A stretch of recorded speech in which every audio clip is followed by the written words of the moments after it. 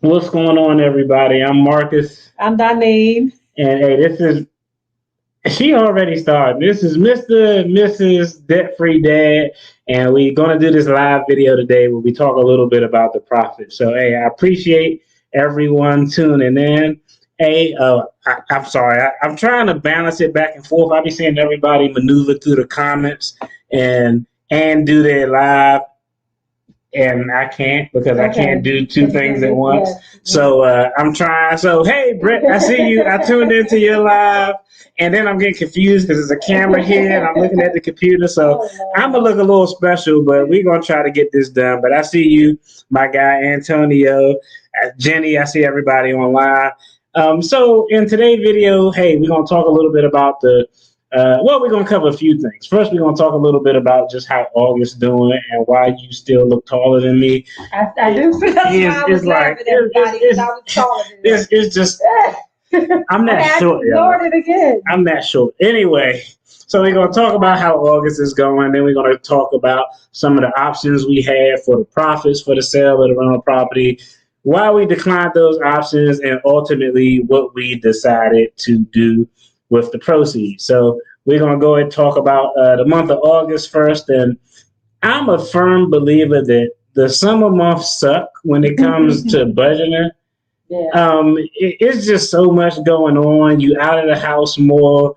I don't know. I feel like it's just more opportunities to spend where you normally wouldn't do so, like, in the wintertime, maybe because it's cold as hell or something. I don't know. Well, and we also have 3 birthdays in the summer months. Oh yeah, that's true. So yeah. I mean that, yeah.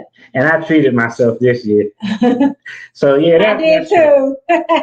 And she got me. I already told y'all how she finessed me to get two gifts and all this. But yeah, she went on her little trip. So far so good. We did take care of and got the repair done on the house from that thunderstorm that we talked about a few videos ago.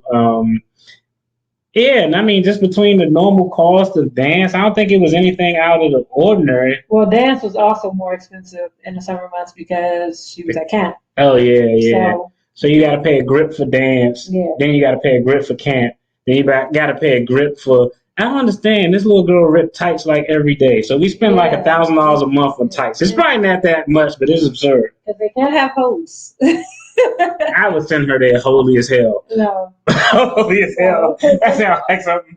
Holy as, yeah. I love you. Can't have hoes and dancing and their booty shows. I mean, no, we can't do that. Can't have your clappers out. So, yeah. Okay, so that's number one. So far, August is going good. I will tell you, we did overspend exponentially. Oh, see, look, she's saying hello. See, people coming in saying hello to you, saying hi to Mrs. Debt Free Dad. Camp definitely costs a lot. Yes, it does. Yeah, camp is the worst. Like when I was younger, you just went to grandma's house, and that was it. But yeah, so those are the things that's kind of been going on in August. We went overboard, and I tell you, we went a little crazy on the eating out budget this month. Part of that too is, hey, when you get the windfall or the profits from the sale of a rental property, you'd be like, you know what? Come on, let's go out for crab legs. So we did go over ridiculously on the dining out budget, but it may balance out because I mentioned in another video we had right. I'm not there yet, Antonio. I'm not there. Yeah, my guy said to break out he said got to break out the sewing machine. She doesn't know how to sew. I'm the sewer in the house. I don't. She don't know how to iron. I don't even know how you don't know how to iron. I know how to iron, just not good. Yeah. Like, how do you know? You from like Los Angeles where they wear sharp ass creases in their khakis. No, but yeah, that's a whole nother story. See, Antonio, you done started some stuff. You done got us all sidetracked. I'm gonna teach Alexis how to sew. I'm gonna get her some sew. Oh, my baby gonna be. She gonna be independent, but she gonna have all the domestic skills, unlike other people I know. All right, and so, but I think, like I was saying, back to the August budget. I think the overspending on the eating out is going to balance out because we had a nice little change from the subsidy for the groceries. Yeah. that the government provided during COVID. So we haven't spent much on groceries. So I'm sure when I decide to crunch the numbers, don't laugh at her. So I'm sure when I decide to crunch the numbers, it'll probably come out in the wash because we really haven't spent a lot on groceries because we were able to use that government subsidy money to kind of supplement that category. So that's kind of how August went. It was August. And it was expensive, and I can't wait till these kids go back to school so they can stop eating inside the house and home. So the next thing we're going to talk about is, just what were some of the options we talked about or we thought about doing with the profits from the rental property. And a lot of y'all are familiar with some of them. The first one was the 1031 flip, where we sell it, then use the profits to buy or invest in another real estate so we could avoid paying that long-term capital gains tax. But you want to talk about why that really wasn't a good option? Why we decided to do that? Because once we started looking at properties, because we were going to stay in Durham, North Carolina area, right? Right. Yeah. Right. So once we started looking, that thing is bothering me. It didn't look too beneficial because it wasn't a buyer's market; it was a seller's market. So of course, all the properties were hyped up. The prices were just ridiculous. Like it didn't make sense to charge as much as they were charging for the type of properties that we were looking at. So it wasn't beneficial. So we decided against it. Right, and that's fair. Exactly what you said.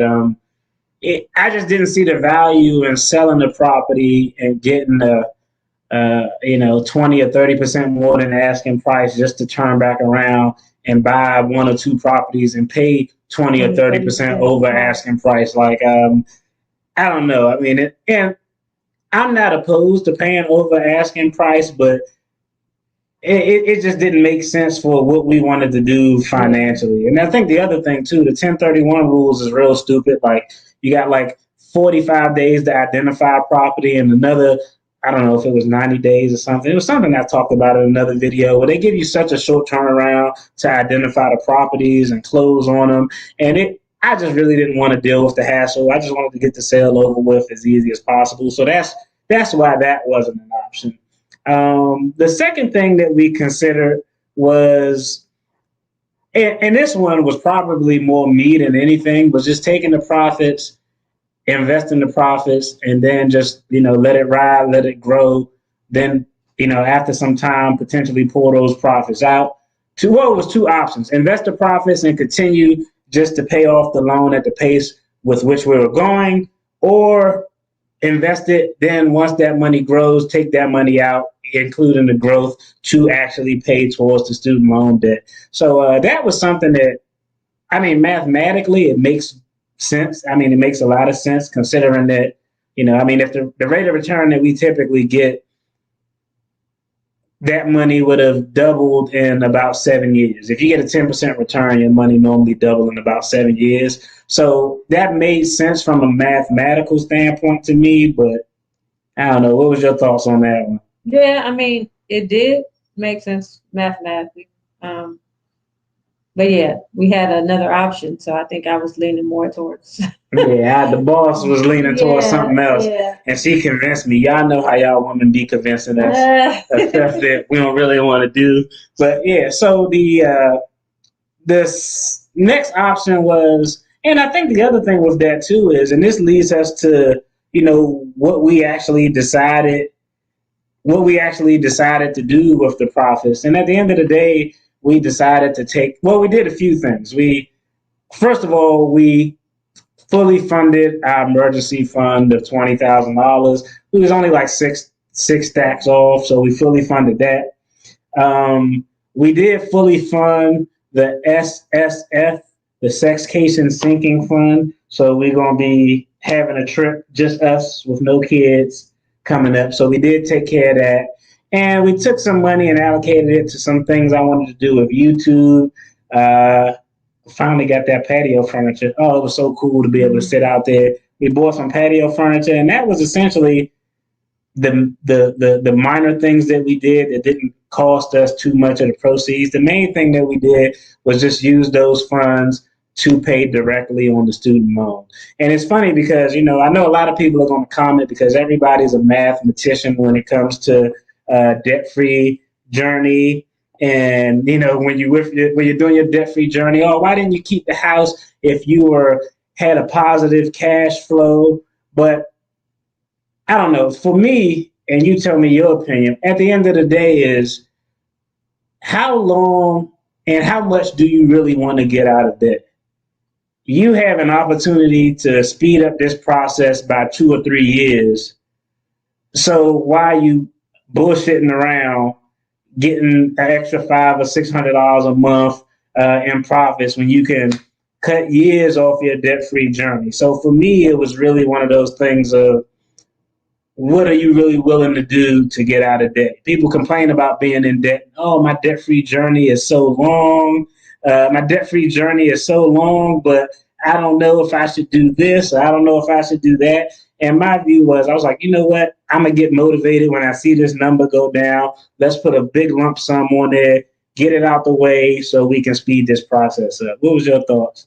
Yeah. I mean, hell, it was your idea. It was my idea. So, and I don't know if you guys know, but at first I was like running from right. So I was really like, they're never going to go away. I don't care. I don't want to pay. But then now that I've taken this financial journey and on the road with the debt-free dad, I really understand the value in getting rid of, because that's really our major debt now, is the student loan. So I see the value and I see the end of the road. Like, so I'm thinking, yeah, we need to get closer to getting rid of the student loans now, because once we get rid of those student loans, we'll have the cash flow to save up to buy another property.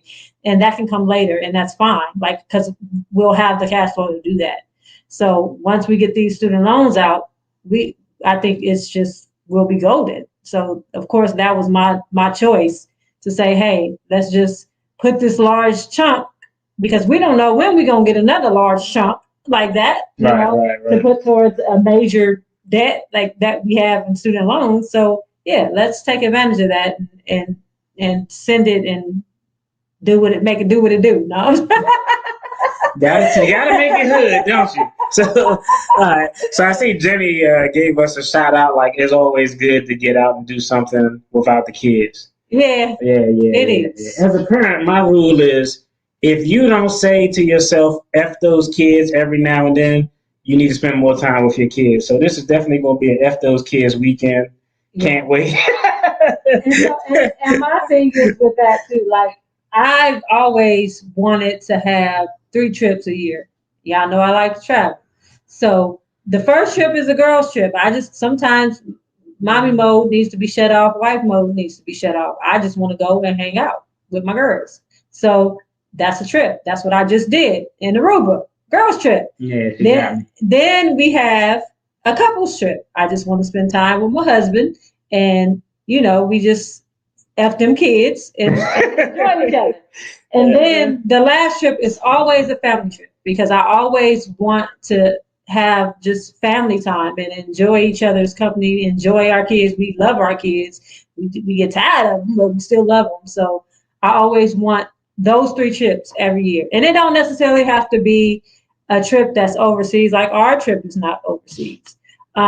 So, I mean, it can be a local trip. It can be just going to another state. And like one of my friends did a tiny house this weekend with her family. And I thought it was just like so cute. Like, I would definitely do that. They was in the woods. They had a creek and, they was in the water and it was slides and everything. And it was in Ohio. I saw that. I thought that was cute. She was like, babe, isn't this cute? They went to a tiny house with their family. And so when I saw our mutual friend and her husband, I was like, I know that wasn't your idea to go to no damn tiny house. I said, I know it wasn't, because our house ain't tiny, and I still feel like I need more space sometimes. I was like, hey, man, we could go to a cabin, but I don't want to go to no tiny house where y'all just breathing all up on me. But so that was why we decided to knock out the student loans. So what we did, in short, just to recap, we took a couple dollars to take care of some things that we wanted to take care of, like our SSF, Sex, Case, and Sinking Fund trip. the furniture for the patio. Of course, we set aside a lump sum of the money for the capital gains tax, because y'all already know I don't rock with Uncle Sam. So we set aside some funds for that. Then we took the remaining balance and applied it towards the student loan. So we paid $45,000 towards our student loan. So just to kind of recap, the beginning of the year, the loan that we're working on was at $109,000. We've been paying off anywhere between $36,000 to $4,000 most months. And right now, the balance with all the payments we made and including the proceeds from the rental, the balance of that loan is at $52,000. So, hey, it feels good to look at it and see it down to $52,000. Also, the other plus is they extended this forbearance. So, like, I'm trying to capitalize while this interest not accruing, because I want to get rid of this shit. So at least by the time payments start up, we only got to focus on just your loan, and that'll be something that we can knock out because we can just throw everything at it. So yeah, 52,000 looks way more appealing and doable versus 109. You're like, well, I'm never gonna get there with 109. So yeah, looks good now. You funny. It feels good. No, he said just me and you. I don't like that song. It really feels good when you better hear shit. Oh God! All right. This is turning into an ish show. Yeah, let's go. Got it though. So that's kind of where we are with everything. I think the big takeaway is a lot of times when you're on a debt-free journey or a journey to do anything, like sometimes it's like, how bad do you really want it? And I know initially, early on, I was like, let's sell this rental property. And it kind of worked out because remember, I wanted to sell it. You were like, nah, let's keep it. And because we didn't make a decision, we kind of just held it. Yeah. And between now and then, the property just kept going up and up, and the market got crazy. So it ended up working out. But, sometimes you got to ask yourself, if you really want to get out of debt, if you really want to get out of a situation, what big change are you willing to do? I remember early on, somebody was like, sell your motorcycle. Like, I'm not selling the motorcycle because what the hell is $3,000 going to do for a $200,000 debt? You know what I mean? So that's why I was like, nah, that's something I enjoy when I do it. So I'm going to leave it alone. So I felt like we made the decision that was best for us financially and to put us in the best financial position. Yeah. Yeah, hilarious with the old school song. So I think we made the best decision to put us in the best financial position. I'll tell you what our plan is later on down the road. We do plan on getting other rental properties. And initially, my initial thought as it relates, and you tell me, I think we were on the same page, but we wanted to have, before it's all said and done, $5,000 to $6,000 a month generated just from rental properties alone. But when I thought about it, I was like, wait a minute, I'm thinking about this wrong. I was looking at it from a door standpoint. I can get this many doors and, but when you're getting so many doors, you have a mortgage associated with that property. So, and then I had to reevaluate and I said, wait a minute, if I want to get $5,000 or $6,000 in income from rental, it's not about how many doors I got. It's about how many properties I got with no mortgage on. Yeah. So I can have two properties or one property in the right location and get that easily. You know what I mean? So what our plan will be moving forward, once we tackle the student loan debt, we just save up in every 36 to 48 months, or somewhere in that time frame. However, because we aren't trying to buy no balling ass houses or nothing. Rural North Carolina, buy a few houses, but the plan will be every maybe 36 months. Save up and then just take that and potentially put us in a position to pay for a property just straight cash. And if we pay for it straight cash, we got straight profit coming in, and that'll be, I think, the easiest path forward to us hitting that $5,000 or $6,000, as opposed to having 6 houses and we getting $500 a month for each house because we got a mortgage payment to still make. We just gonna nix that and we're gonna try to cash flow it. That's the plan moving forward. Yeah. Right. Yeah, it makes sense. Hey, that's the game plan. I'm trying to go through and check out these comments. I'm blind as hell too. Yeah, I'm blind. You see I'm all squinting. Oh yeah. That was that was he had leukemia. the light skin one, right? No, the dark skin. I don't know. No. Well, rest in peace to Chris from Chris Cross. Yeah. So yeah, I remember that though. I know now. I'm reading there's this. I was talking about his. Yeah. Well, with this, the housing market. That's right. The price is right. Yeah, the housing market is crazy. If you're trying to buy a house, right. I mean, woo, God bless you. Give you strength. Best of luck to you. And it also depends on location when you're selling too, because I know some people that's not in the right location right now. They can't sell. Yeah. Well, they can sell, but they're not getting over asking price. They get lower than asking price. Yeah. Because that's kind of the catch-22 when you get like a house, like a balling house in a rural area. Is really, I think, because of that area I think it makes it a little bit more hard or difficult for people to come in and work because it's all far and hell. Yeah. You got to drive too far to get to work and all that. And like, I'm not willing to sacrifice an hour a commute morning and going to work and getting off for for a driveway or damn gated community. I am not doing that nonsense. I hate commuting. So that's so that's a no-go. So but that's it.